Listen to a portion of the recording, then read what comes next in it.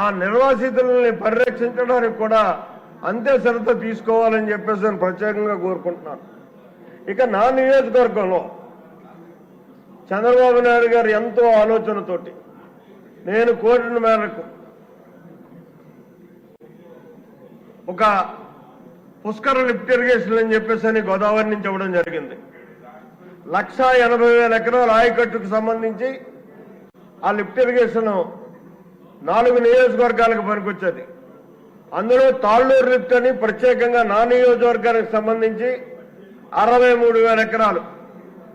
ఆ 63,000 ఎకరాల్లోనే 31,000 ఎకరం ఒక లిఫ్ట్ పైప్ లైన్ మొత్తం లేచిపోవడం వల్ల గత 5 సంవత్సరాలు కూడా 30,000 ఎకరాలు కూడా పంట పండనటువంటి పరిస్థితి ఉంది. కాబట్టి దయించి దాని మీద ప్రత్యేక శ్రద్ధ పెట్టి ఈ తాళ్ళూరు లిఫ్ట్ అన్న దానికి ఇవాళ ప్రభుత్వం యొక్క ఆర్థిక స్థితిగతులు నాకు తెలుసు. దాని మీద ప్రభుత్వం మీద భారం వేయాలనేటటువంటి ఆలోచన లేదు.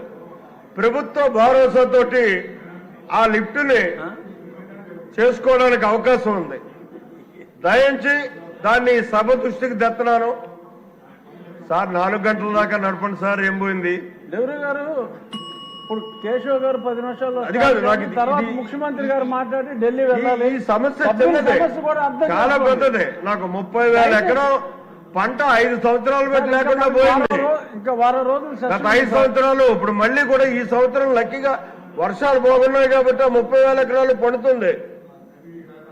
నేను మీకు చెప్పేది ఆర్థిక భారం చెప్తాలే. ఇక్కడ నేనేం చెప్తున్నానంటే ఆ లిఫ్ట్ను తయారు చేయడానికి సుమారు 49 కోట్ల రూపాయలు అవుతుంది. తిరిగి దాన్ని రిసర్వ్ చేయడానికి ఆ 49 కోట్ల రూపాయలు కూడా కొన్ని కంపెనీలు ముందుకు వస్తున్నాయి. ఒక 6 సంవత్సరాలు 10 సంవత్సరాలు మాకు వాయిదా మీద డబ్బులు ఇవ్వండి, మీరు మేము తయారు చేసి మెయింటైన్ చేసి రైతాంగానికి నీరిస్తామని చెప్పేసి కొన్ని కంపెనీలు ముందుకు వస్తున్నాయి. ఆ ప్రపోజల్ని మీరు అంగీకరించి గౌరవ ముఖ్యమంత్రి గారు ఆ రకంగా మాకు వెలుసుబాటు కల్పించినట్టయితే నెక్స్ట్ ఖరీఫ్కైనా సరే మనం ఆ 31,000 ఎకరానికి కూడా నీరు ఇవ్వడానికి అవకాశం ఉంటుంది. కాబట్టి సభ దృష్టికి తేవడం జరిగింది. అంతేకాకుండా చంద్రబాబు నాయుడు గారి యొక్క సువర్ణాస్తాలతోటి మల్లవరం ఎత్తిపోతల పథకం అని చెప్పి 130 కోట్ల రూపాయలతోటి పథకాన్ని శంకుస్థాపన చేయడం ప్రారంభించడం. అయితే నేను సభ నిర్వహించలేను, దయచేసి కూర్చోండి సార్. కష్టం, ఇలా అయితే కష్టం, అర్థం చేసుకోండి. ఒక పక్క సభ్యులందరూ చేతులెత్తి మాట్లాడుతూ ఉంటే అర్థం చేసుకోవాలి. మీరంటే ఎనలేని గౌరవం ఉంది సార్. నా విమర్శ కాదు సార్, ఒక సభలో అందరికీ మాట్లాడే అవకాశం ఉండాలి. 20 నిమిషాలు అయింది, 20 నిమిషాలు అయింది సార్.